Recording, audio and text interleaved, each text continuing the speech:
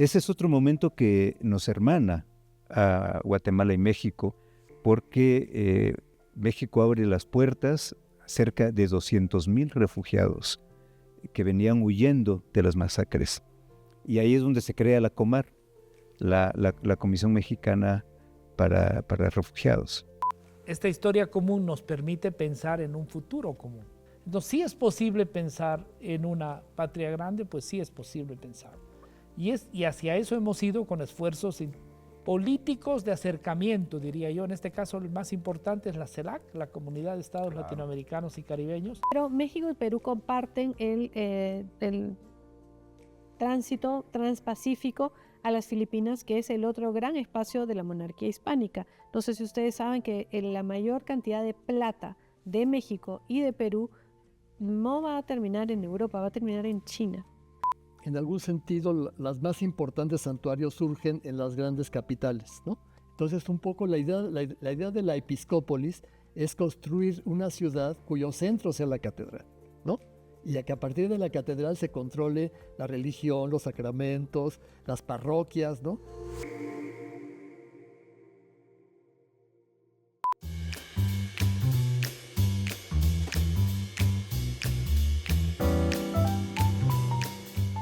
Lo que yo planteo en la idea de este ensayo mexicano, por ejemplo, es ¿por qué escribimos tanto? ¿Por qué hay tantos ensayistas en México? ¿Por qué hay una beca?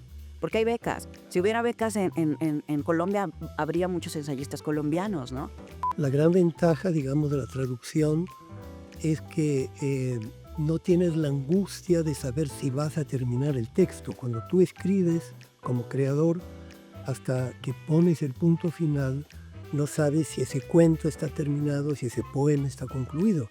Siempre estás en la cuerda floja, pero un traductor no tiene esa angustia. Un traductor trabaja sobre un texto terminado y eso es mucho más gratificante. Van a encontrar historias sobre árboles un poco más desconocidos. Hay un artículo que me gusta mucho sobre el árbol de Katsura, un árbol japonés que en Japón tiene, por supuesto, una historia cultural muy ligada a la historia religiosa de Japón, y fuera se cultivó como una planta ornamental.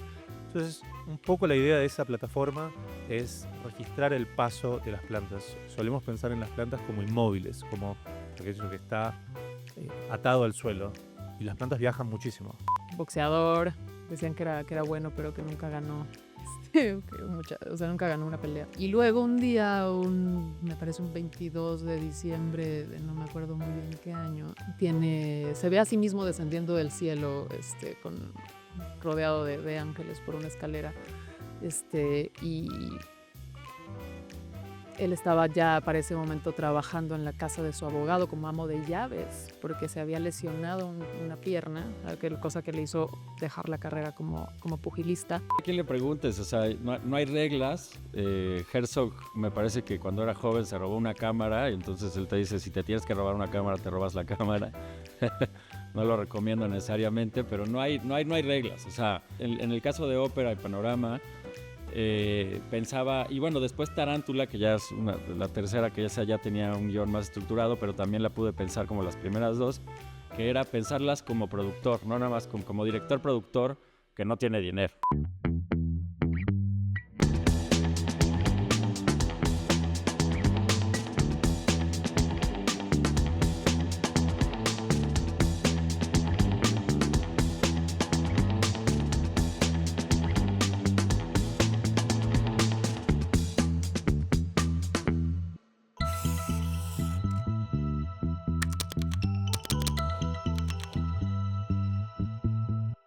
Este libro está publicado por Editorial Alias y es un proyecto que está empezando y que tiene algunos números. Rafa, ¿por qué no nos hablas un poquito de Alias Editorial?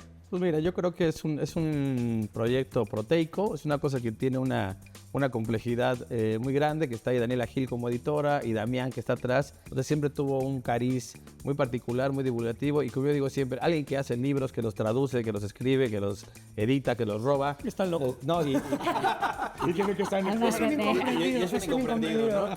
Los hombres de una ciudad y de otra se detestan y son insensatos y nos están llevando a la ruina a todos, y las mujeres conspiran, las esposas conspiran y dicen, ¿cómo vamos a acabar esta guerra? Pues la única manera es negarles el sexo a nuestros esposos. No pasa mucho tiempo y los soldados se rinden y firman la paz. No, bueno, qué maravilla. Por fortuna llegó a la editorial Cecilia Fuentes Macedo, hija de Rita Macedo y Carlos Fuentes, y yo se los recomiendo porque es una cosa, ver a México desde 1930 a través de la historia de una mujer que no hay nada que se le parezca. Además, como está Buñuel, Televisa, los intelectuales, todo lo que... O sea, es una ensalada increíble a través de la vida de esta impresionante mujer.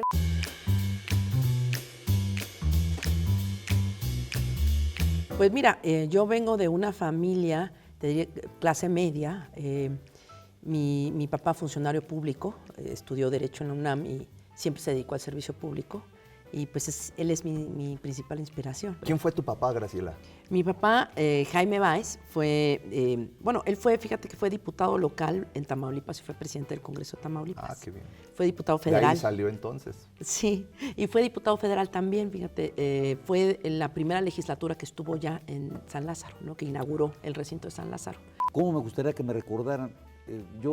Si me dijeras, a ver, haz un epitafio para tu tumba, yo pondría: aquí yace una persona que quiso ser auténtico.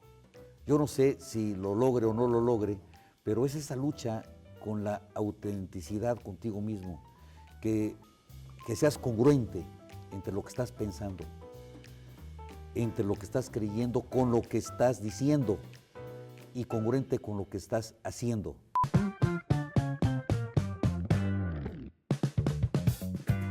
La historia y la filosofía es como el cruce fundamental son como las dos líneas de mi paralelogramo intelectual, digámoslo así. Los siervos, los súbditos y los vasallos dejan de serlo para pasar a ser ciudadanos, que es lo que dice Marx cuando dice que el buen bebedor de cerveza de las tabernas alemanas se transforma en un ciudadano histórico alemán. Pero el acontecimiento que verdaderamente marca el punto de arranque del siglo XXI fue, como todos sabemos, la caída de las Torres Gemelas un 11 de septiembre de 2001. Yo lo que creo es que las corridas de toros es el gran chivo expiatorio de la incapacidad de los gobiernos para atender los fenómenos de violencia, que los tenemos perfectamente identificados, que tienen su origen en la desintegración familiar.